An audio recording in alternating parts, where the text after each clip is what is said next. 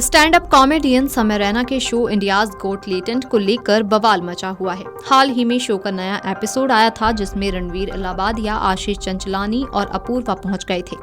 इस दौरान रणवीर इलाहाबादिया ने पेरेंट्स को लेकर ऐसा वल्गर कमेंट किया कि लोग भड़क गए। यूं तो इस शो और समय रैना का विवादों से पुराना नाता रहा है, लेकिन इस बार वो कानूनी पछड़े में फंसते नजर आ रहे हैं। इस शो के खिलाफ हिंदू IT सेल ने शिकायत की। इंडियाज गोट लेटेंट में पूछे जाने वाले वल्गर सवाल, नस्लीय टिप्पणी, अभद्र स्टेटमेंट को लेकर सोशल मीडिया पर बवाल मचा हुआ है। ऐसे में हिंदू IT सेल ने एक आधिकारिक शिकायत दर्ज की है। इसी बीच महाराष्ट्र के मुख्यमंत्री देवेंद्र फडणवीस ने भी कार्रवाई की बात कही है। महाराष्ट्र के मुख्यमंत्री देवेंद्र फडणवीस ने शो को लेकर कहा कि मुझे इसकी जानकारी मिली है, हालांकि मैंने उसे अब तक नहीं देखा है। मुझे पता चला है कि भद्दे तरीके से चीजों को चलाया गया है, जो बिल्कुल गलत है। फ्रीडम ऑफ स्पीच सबके लिए है, लेकिन हमारी फ्रीडम तब खत्म हो जाती है जब हम किसी और की फ्रीडम में दखल देते हैं। ये ठीक नहीं है। हर किसी की मर्यादाएं हैं। हमने अश्लीलता के भी नियम तय किए हैं। अगर उनको कोई पार करेगा तो उसके खिलाफ कार्रवाई की जाएगी। तो आइए आपको भी सुनाते हैं महाराष्ट्र के CM ने अपने बयान में और क्या कुछ कहा।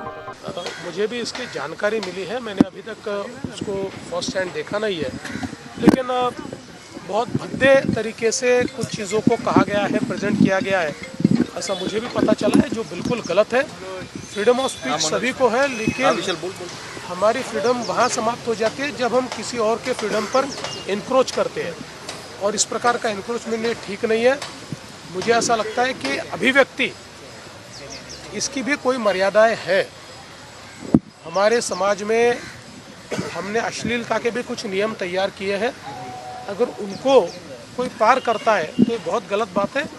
अगर ऐसी कोई बात होती है तो उसके ऊपर कार्रवाई होनी चाहिए। दरअसल IT सेल ने अपने एक्स पोस्ट पर जानकारी दी। उन्होंने लिखा कि कॉमेडियन समय रैना और रणवीर इलाहाबादिया के खिलाफ सूचना और प्रसारण मंत्रालय में एक शिकायत दर्ज की गई है।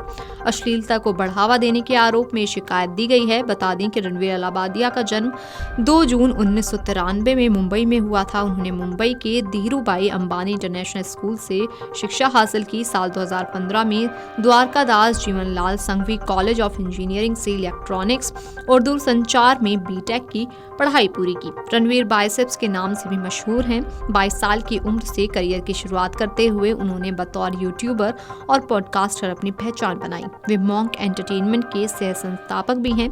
रणवीर इलाहाबादिया 7 YouTube चैनल चलाते हैं, जहां 12 मिलियन से ज्यादा सब्सक्राइबर्स हैं। रिपोर्ट्स के मुताबिक रणवीर इलाहाबादिया YouTube और पॉडकास्ट से लगभग 35 लाख रुपए महीने के कमाई करते हैं। उनकी कमाई के कई जरिए हैं, जिसमें YouTube, ads, royalties, brand and sponsorship शामिल हैं। इसके अलावा रणवीर ब्रांड प्रमोशन और विज्ञापनों से भी मोटी कमाई करते हैं। Video desk कंबलउजाला.com।